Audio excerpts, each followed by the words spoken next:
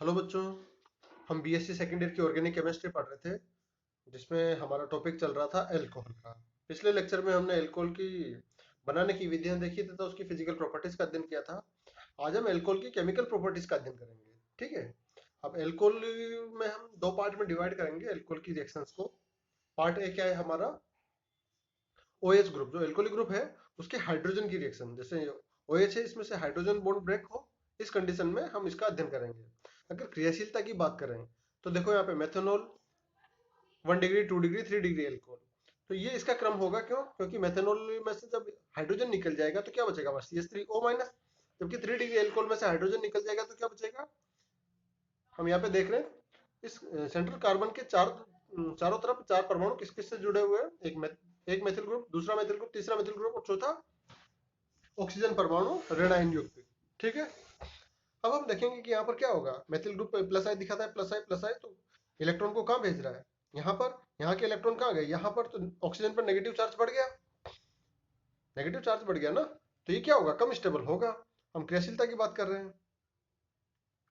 कम stable होगा तो ये कम बनेगा। जबकि यहाँ पर क्या हो रहा है, ये ज्यादा स्टेबल है इससे, तो ये ज्यादा बनेगा। ये ज्यादा बनेगा तो इसका मतलब ये टूटेगा, तभी तो ये ज्यादा बनेगा। स्टेबल होगा तभी तो बनेगा। ठीक है। चलो आगे देखते हैं, इसका एसिडिक नेचर का अध्ययन करते हैं। एसिडिक नेचर में एल्कोहल की अम्लीय प्रवृत्ति जल से भी कम होती है। क्यों? कारण वही, plus I effect. Alcohol litmus test नहीं देते हैं। जैसे एल्कोहल की अभिक्रिया सोडियम से करवाएं तो यहाँ पर क्या होगा, हाइड्रोजन निकल जाएगा और RONA बनेगा प्लस हाफ H2 बनेगा। NaNH2 से करवाएं तभी वही सोडियम ग्रुप इसके से जुड़ जाएगा, हाइड्रोजन को रिप्लेस करेगा और अमोनिया ग्रुप निकल जाएगा। इसका एल्किलीकरण करवाते हैं, एल्कोहल का एल्किलीकरण करवाते हैं। CH2N2 की उपस्थिति में इसे गर्म करेंगे तो यहाँ पर मेथिल ईथर प्राप्त होता है। वही सोडियम की उपस्थिति में क्रिया करवाएं तो क्या होगा, RONA इसका एल्किल हैलाइड से भी क्रिया करवाते हैं तो एथर बनता है। इसका एसाइलेशन करवाते हैं, एसिलीकरण करवाते हैं। एसाइलेशन में एल्कोहल की अभिक्रिया किससे करवाते हैं?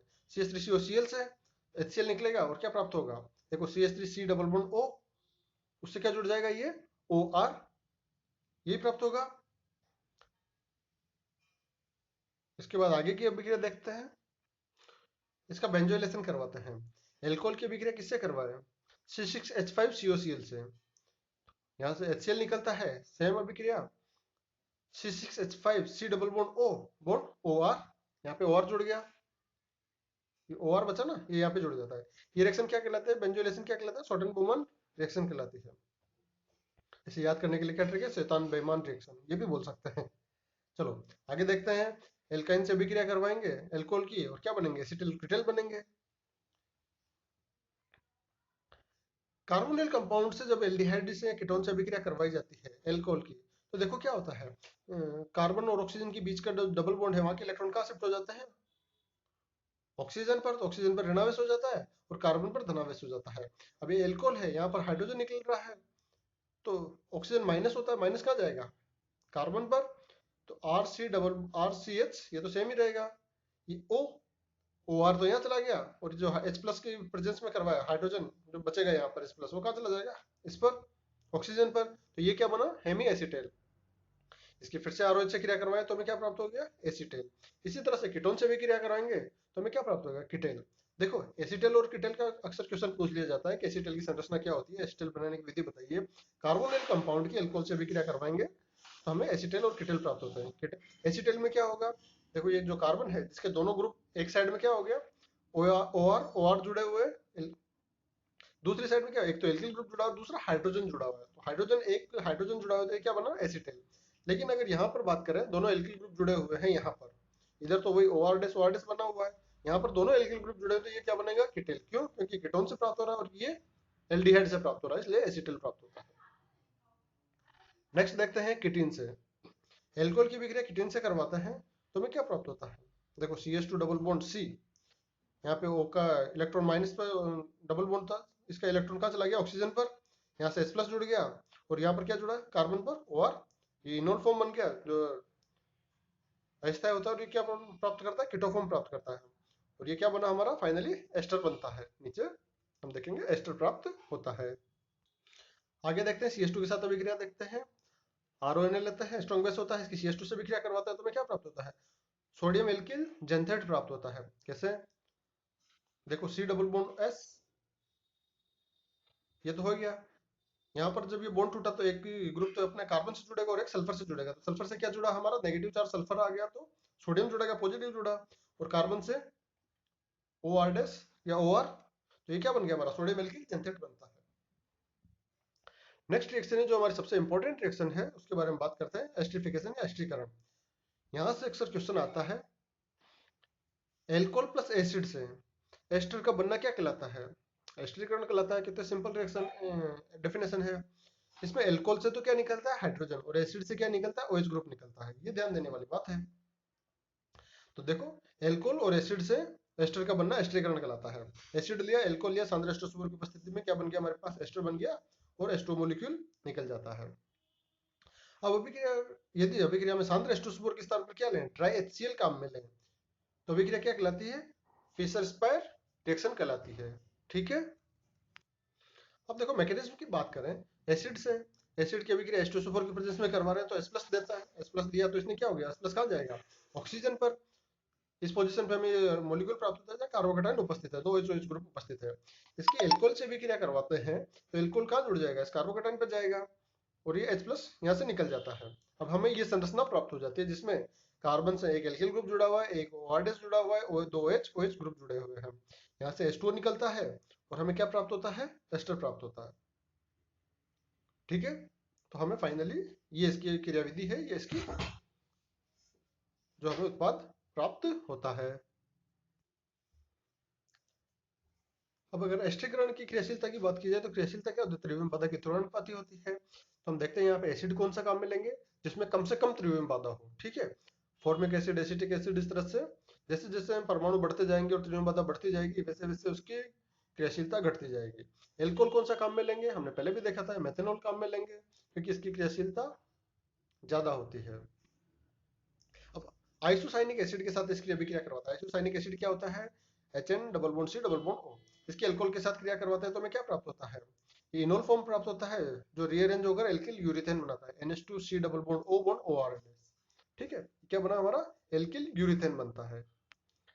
नेक्स्ट देखते हैं हम ग्रिग्नार्ड अभिकर्मक के साथ में। ग्रिग्नार्ड अभिकर्मक की एल्कोहल के साथ क्रिया करवाता है तो क्या होगा? हम यहाँ पे देखेंगे हाइड्रोजन की बात कर रहे हैं, हाइड्रोजन मुक्त होता है। ग्रिग्नार्ड अभिकर्मक का जो एल्किल ग्रुप है वो एल्कोहल के हाइड्रोजन से क्रिया करके एल्केन बनाता है। जैसे मान लो यहाँ पे CH3MgX है और यहाँ पे C2H5OH एथेनॉल है, तो ये क्या बनेगा? हमें यहाँ पर मेथेन प्राप्त होगा, एथेन प्राप्त नहीं होगा। ठीक है। नेक्स्ट रिएक्शन है हमारी ऑक्सीडेन से। ऑक्सीडेन से अभिक्रिया करवाए हम एल्कोहल की तो ये बॉन्ड टूटता है, कार्बन ऑक्सीजन के बीच का बंध टूटा, हमें क्या प्राप्त होगा? देखो CH2, अगर इस बंध को तोड़े तो क्या प्राप्त होगा? O- और CH2। अब यहाँ पे O- प्राप्त हुआ तो एल्कोहल का H+ कहाँ जाएगा? ऑक्सीजन पर। तो ये क्या प्राप्त हुआ? CH2 OH और CH2 और यहाँ पर OR, तो ये क्या प्राप्त हुआ? हमें मोनो एल्किल ग्लाइकोल प्राप्त होता है। चलो, अब बी पार्ट है इसका, पूरे OH समूह की रिएक्शन। अगर पूरे OH ग्रुप की रिएक्शन है तो हम देखेंगे यहाँ पर देखो कार्बन और OH है, OH निकल जाएगा तो कार्बोकेटाइन बनेगा। वहां पे क्या बन रहा था? कार्बोनाइन बन रहा था, यहाँ पे कार्बोकेटाइन बन रहा है। नहीं, वहां पे ऑक्सीजन पर नेगेटिव चार्ज आ रहा था, यहाँ पे क्या है? कार्बोकेटाइन बनेगा। कार्बोकेटाइन के स्थायित्व का क्रम हम पहले भी पढ़ चुके हैं। देखो 3 डिग्री कार्बन सबसे ज्यादा स्थायी होता है, then 2 degree, then 1 degree, then methyl group. तो सबसे ज्यादा कौन सा होगा? 3 डिग्री कार्बोकेटाइन स्थायी होगा, तो ये आसानी से बनेगा। था कौन सी क्रिया करेगा? 3 डिग्री एल्कोहल काम में लेते हैं। अगर अभिक्रिया की बात करें तो देखते हैं एल्कोहल की अभिक्रिया एल्किल हैलाइड से करवाएं तो क्या प्राप्त होगा? ROH प्लस HX, H2O निकल जाएगा और हाइड्रोजन हैलाइड से करवाते हैं तो यहाँ पर क्या प्राप्त होगा? एल्किल हैलाइड प्राप्त होता है। दूसरा देखते हैं एल्कोहल की अभिक्रिया हेलोजन से करवाते हैं तो इसका ऑक्सीडेशन हो जाता है। यहाँ पर हेलोजन से करवाते हैं तो क्या होगा? और ये किस में कन्वर्ट हो जाता है? एल्डिहाइड या कीटोन में कन्वर्ट हो जाता है परमाणु के हिसाब से। आगे देखते हैं, देखो एल्कोहल है उसका क्लोरीन के साथ अभिक्रिया करवाता है तो ऑक्सीकरण होता है और एल्डिहाइड बनाता है। इसका फिर से क्लोरीन के साथ अभिक्रिया करवाता है तो क्या प्राप्त होगा? CCl3CHO। लेकिन यहाँ पे क्लोरीन प्लस NaOH के साथ अभिक्रिया करवाता है तो CHCl3 प्राप्त होता है, और क्लोरीन प्लस फास्फोरस के साथ अभिक्रिया करवाता है तो एल्किल क्लोराइड बनता है। देखो 3 उत्पाद प्राप्त हो रहे हैं इसका क्लोरीनीकरण पर। ठीक है। एक तो एल्डिहाइड प्राप्त हो रहा है, फिर आगे करवाते हैं तो CCl3CHO प्राप्त हो रहा है, एक क्लोरोफॉर्म प्राप्त हो रहा है और एल्किल क्लोराइड प्राप्त हो रहा है। तो क्लोरेन क्लोरोफॉर्म और एल्किल क्लोराइड, तीन उत्पाद हमें यहाँ पे प्राप्त हो जाते हैं। अब एल्कोहल की अभिक्रिया करवाते हैं अमोनिया के साथ में L2O3 की उपस्थिति में, तो हमें क्या प्राप्त होता है, H2O निकल जाता है और बचेगा क्या, एमीन। चलो, इनऑर्गेनिक एसिड से अभिक्रिया करवाते हैं, एस्टरीकरण करवाते हैं। इनऑर्गेनिक एसिड से अभिक्रिया करवाएंगे तो क्या बनेगा, एल्कोहल की अभिक्रिया H2SO4 से करवाते हैं, प्रतिस्थापन होता है और RHSO4 प्राप्त होता है प्लस H2O निकलता है। यहाँ पे एल्कोहल क्या दे रहा है, OH दे रहा है, जबकि और एसिड H दे रहा है, H निकालता है, त्यागता है मतलब। और वहां पर जब हम ऑर्गेनिक एसिड से क्रिया करवा रहे तो एल्कोहल क्या दे रहा था, हाइड्रोजन दे रहा था, निकाल रहा था, और एसिड क्या निकाल रहा था, OH निकाल रहा था, याद करने के लिए, हम ये नहीं कर रहे हैं। आगे देखते हैं, एल्कोहल की अभिक्रिया HNO3 से करवाते हैं, तो यहाँ पर एल्कोहल OH, एल्कोहल से और हाइड्रोजन नाइट्रिक एसिड से निकलता है और हमें क्या प्राप्त होता है, एक इनऑर्गेनिक एस्टर प्राप्त होता है, एल्किल नाइट्रेट। कुछ एक इंपॉर्टेंट रिएक्शन है यहाँ पर, इसको समझते हैं, यहाँ से अक्सर क्वेश्चन पूछ लिया जाता है।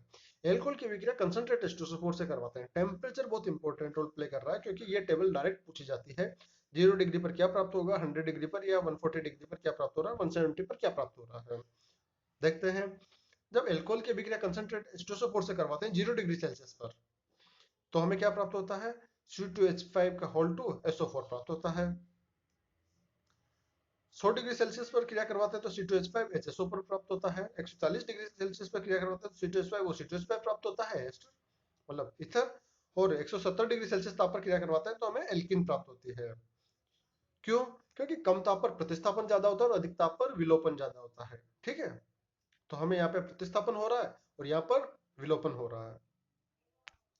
सेम अभिक्रिया हम एल्कोहल की अभिक्रिया करवाएं L2O3 की उपस्थिति में, वहां पे दो टेम्परेचर पर इसका अध्ययन करते हैं, 250 डिग्री सेल्सियस टेम्परेचर और 350 डिग्री सेल्सियस टेम्परेचर।